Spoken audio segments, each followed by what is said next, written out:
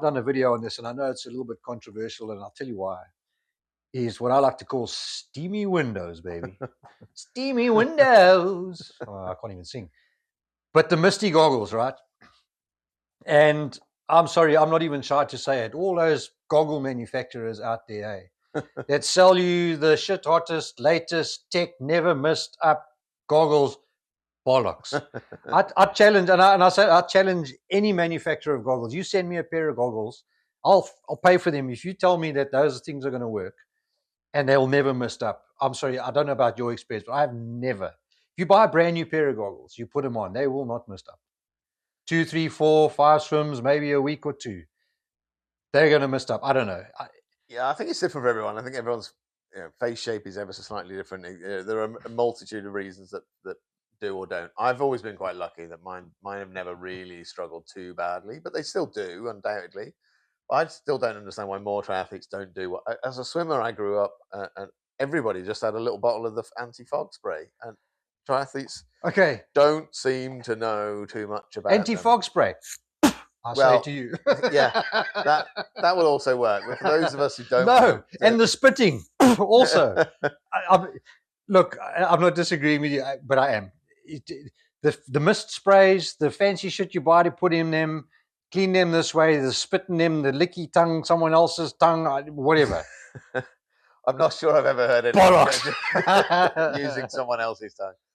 Rob, what you get up to in your spare time is entirely up to you. Listen, I have the one and only absolute foolproof, bomb-proof, never fails. 100% your goggles will never, ever fog up. And I learned that from my diving career. Now you're going to say, what is it, Rob? I'm intrigued. Go on, what is it, Rob? And I've done a few videos on it. And when I go down to the lakes and things, I say to them, hey, try this out. Now, my background, as some people already know, is in commercial diving. I started out as a commercial diver, became a saturation diver. So I've spent thousands and thousands and thousands of hours underwater in big diving helmets that mist up like that, especially when you're diving in water the majority of the time, very cold. Yeah. Close to 0, 1, 2 degrees, right? And you're warm inside. So a lot of the new modern gear, well, not so much new, a lot of the gear for the colder water areas like North Sea and that now, they have piped hot water. You have a hot water suit. So it pipes hot water into it's almost like a double glazing, if you like. And that kind of helps demist it. But before all those fans, because I stopped diving long before all that fancy shit came in, right? We're talking 1920s, right? We've mentioned that already. Everything was still black and white, yeah. But the short answer then was soap, right? So fairy liquid, your thing. Yeah. So you would get in and you would take a little dab of the fairy liquid and you'd rub it all over your visor. And then you think, okay, well now I've got all these squidge marks and skid marks. No, you put the soap on and you wash it off. You don't rinse it off. You just wet it until it's all nice and clear. It will not mist up. Now, I've made one little advancement from that.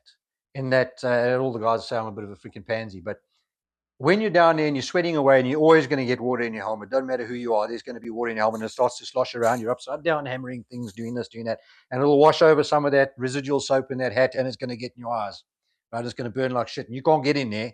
You've got a 6 to 8 hour session in the water. You ain't coming back to rub your eyes and you're not getting at them. So you get no tears baby shampoo, right? Some guys got really fancy and they used to boil it down so it was really thick, but you really don't need to do that. Now I have got a little bottle of baby shampoo, the tiniest little travel bottle that I've had for I don't know how many years. It started to change color. It will last you a freaking lifetime. Okay, so here's the key. You take your goggles, dry goggles. If you use wet goggles, that ain't going to work. You must go with dry goggles.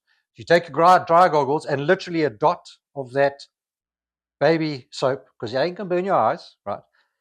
And you just rub the inside of the glass, in the lens, inside of the lens. Then you hold them in your hand and you trot down to the ocean or the lake that you're swimming in.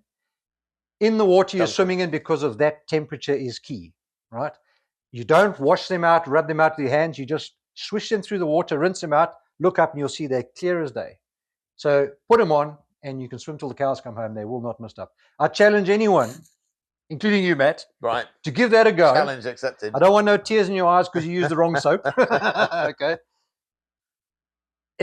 Then you can buy the goggles you want. The ones that, okay, all these guys that make fancy ones that fit your own face, hey, perfect. I think that's brilliant because everyone's got a different face, and I struggle to find goggles that fit my strange mug. But I found them now. But you might find the perfect goggles, but they messed up all the time. They're not the fancy ones. You find the goggles that fit, and you will never have to change those. People have a pair of race goggles for that exact reason, right? So they train with the other ones, and they're messed up and they struggle. But if you get one, I've got one set of goggles I've used for years now, training them, racing them, because they fit like a glove. I love them. They're perfect. They never messed up. Well, and there you have it. On that bombshell. I'm sorry I've shot down everyone else. When I see these fancy adverts for goggles, I lose my shit. I really do, you know. Anyway, I challenge all the manufacturers to come to me and prove me otherwise. I've got no problem with that. That's Brilliant. What this is all about, right? Let's get a little bit of... absolutely. Right, so your turn. I've spoken far too much now. I've told you about my steamy windows, and you try to interject on yours, but I cut you off. So no, I've always been really lucky. I'm one of those lucky few who goggles don't tend to steam up for too badly. I have on occasion. I have my emergency bottle of anti-fog. I used to use them a lot when I was swimming as a kid. Yeah. And I don't know why. I tell my athletes about it, and no one seems to know about it. So I don't know why swimmers know about it, but triathletes tend to not. That's always worked for me. That stuff's not cheap either, eh? The fancy sprays and things like that. I mean, I haven't looked at it for ages, but I remember when if for all the things you might spend your money on in triathlon, something that means you can see for the whole hour and a half that you're swimming is probably worth the investment, right?